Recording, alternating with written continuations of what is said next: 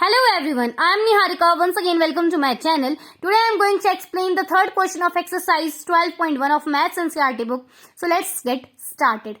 So there is a slide in a park. One of its side walls has been painted in some color with a message, keep the park green and clean. See the figure below. If the sides of the walls are 15 meter, 11 meter and 6 meter, find the area to be painted in color. सो आपको question में क्या given है, एक slide दिखाई गई है park में जिसके ऊपर लिखा गया है keep the park green and clean. अब आपने इस स्लाइड का क्या करना है, एरिया फाइंड आउट करना है using Heron's formula.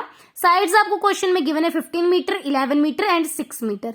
Right, so let's get started with the solution. Again आपने एक डायग्राम ड्रॉ कर लेना है. मैंने same to same diagram draw कर लिया यहाँ पे. नाउ साइड्स आपको क्वेश्चन में गिवन है तो उसको हम एज्यूम कर लेंगे एज ए बी सी. ए को हम 11 मीटर ले लेते हैं, बी को हम 15 मीटर, सी को हमने 6 मीटर ले लिया. ये आपकी चॉइस है, आप उन्हें क्या नाम देना चाहते हो. राइट, अब हमने फाइंड आउट क्या करना है, एरिया निकालना है. राइट, अब एरिया कैसे निकालेंगे हम हेरॉन्स फॉर्मूला से. हमें पता है कि उसमें हमें पहले s की वैल्यू चाहिए होती है और s क्या होता है, हाफ ऑफ द पेरीमीटर. तो पहले हम पेरीमीटर का हाफ कर लेंगे. अब क्वेश्चन में आपको पेरीमीटर तो गिवन नहीं है तो पहले हम पेरीमीटर निकालेंगे. वो कैसे निकलेगा, पहले तो सम ऑफ ऑल साइड्स, सभी साइड्स का हम सम कर लेंगे, तब हम उसे 2 के साथ डिवाइड कर लेंगे जिस वजह से हमारी s की वैल्यू आ जाएगी इजीली. ठीक है, अब 15 प्लस 11 प्लस 6 किसके इक्वल होता है, 32 के इक्वल.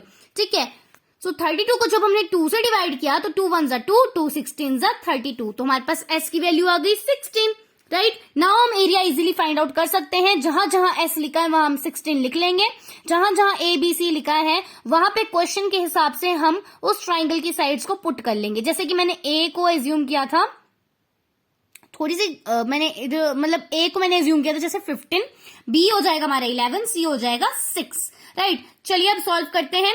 अभी 16 हम एज इट इज लिख लेंगे, मतलब s की वैल्यू अभी हम एज इट इज रहने देते हैं. बाकी ब्रैकेट सॉल्व कर लेते हैं. जैसे 16 माइनस 15 कितना होता है 1, 16 माइनस 11 कितना होता है 5, 16 माइनस 6 कितना होता है 10. अब इन चारों को मल्टीप्लाई कर लेंगे. 16 1 16, 16 5 80, 80 multiply by 10 is equal to 800. तो रूट के अंदर हमारे पास 800 आ जाएगा. राइट, अब अगेन प्राइम फैक्टराइजेशन हमें परफॉर्म करनी होगी इसके लिए.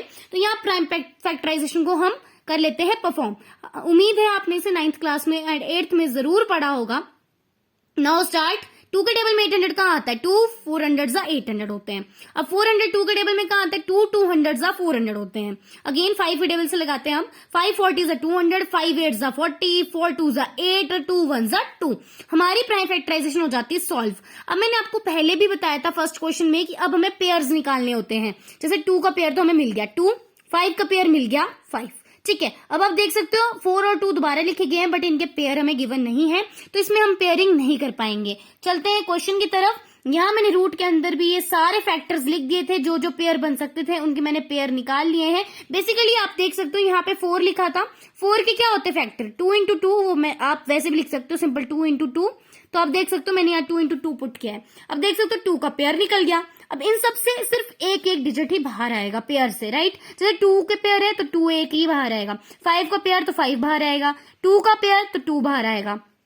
अब इन तीनों को हम मल्टीप्लाई कर लेंगे. 2 5 जा 10, 10 2 जा 20, 20 बाहर आ जाएगा और जो 2 जिसका पेयर नहीं था वो रूट में ही रह जाएगा एंड हमारे पास सॉल्यूशन आ जाएगा 20√2 सेंटीमीटर स्क्वायर. सेंटीमीटर स्क्वायर क्यों लगा, क्योंकि ये एरिया के यूनिट्स होते हैं.